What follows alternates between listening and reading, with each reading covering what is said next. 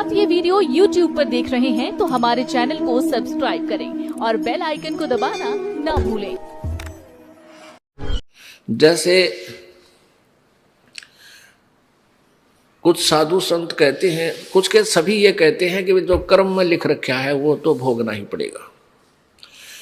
अब दुखी आत्मा जिसके ऊपर आपत्ति आएगी, आपत्ति किस चीज से आती है? पाप कर्मों से।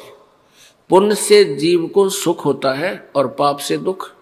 जब संकट आता है किसी प्रकार का, चाहे शारीरिक है, चाहे कोई और मानसिक परेशानी है, या कोई और किसी प्रकार का घर में या पशु हानि होती है, धन हानि होती है, तो ये उसी समय होती है जब पाप कर्म प्रारंभ हो जाते हैं। जब तक पुण्य चलते हैं ये प्राणी सुखी रहता है, चाहे ये कितने पाप करे, बुरे से बुरे कर्म भी करते हैं, मांस भी खाते हैं, शराब भी पीते हैं, बीड़ी भी पीते हैं, तम्बाकू भी खाते हैं, चोरी भी करते हैं, हत्याएं भी कर देते हैं, और वो लोग भी सुखी नजर आते हैं क्योंकि उनके पुण्य चल रहे हैं, प्रारब्ध वाले।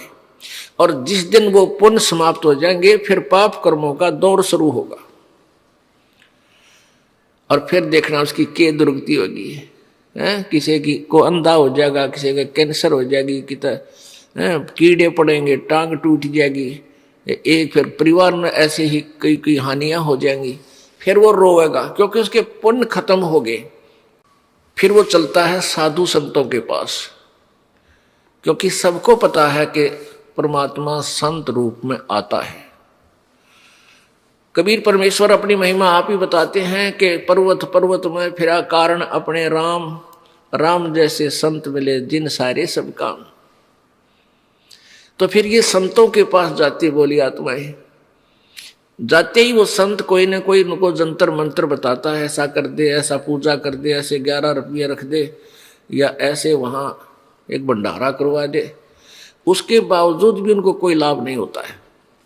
फिर वो संत कह देते हैं भाई ये तो कर्म का भोग है, तुझे भोगना ही पड़ेगा, भक्ति कर ले आगे सुख हो जाएगा।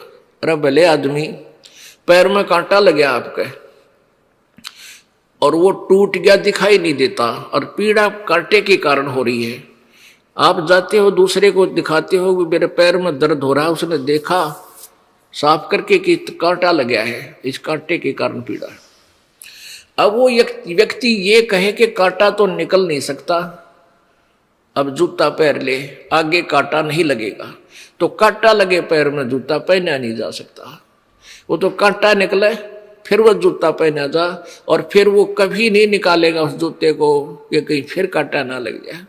ऐसे ही जो दुखी प्राणी है उनके पाप कर्म के कांटे लगे हुए हैं जिनके कारण वो दुखी है, और संत नहीं निकाल सकते, उनके पास वो औजार नहीं है। ये कबीर परमेश्वर के पास वो परम शक्ति है कि आपके प्रारब्ध के संकट को भी वो काट सकता है, कर्म पाप कर्म को काट सकते हैं।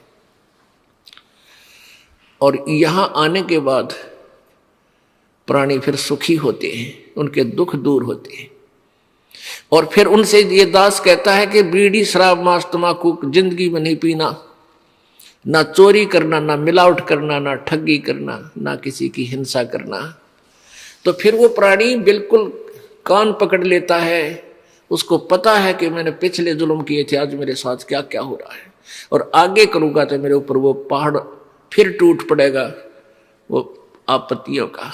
तो इस डर के मारे वो जूता यानी राम नाम का जूता कभी नहीं निकालेगा, वो कभी अपना नाम खंड नहीं करेगा और भक्ति नहीं छोड़ेगा, फिर डट के भक्ति करेगा। और जिसके कोई संकट निवारण नहीं होए तो वो भक्ति कर ही नहीं सकता, क्योंकि उसकी उस टेंशन बनी रहती है, वह सोई वहीं रहेगी। तो टेंशन मिटेगी परमात्मा की कृपा से, आपके संकट दूर होंगे, घर में सुख होगा, आत्मा प्रसन्न होगी, और फिर यह भक्ति करेगी, परमात्मा प्राप्ति करेगी।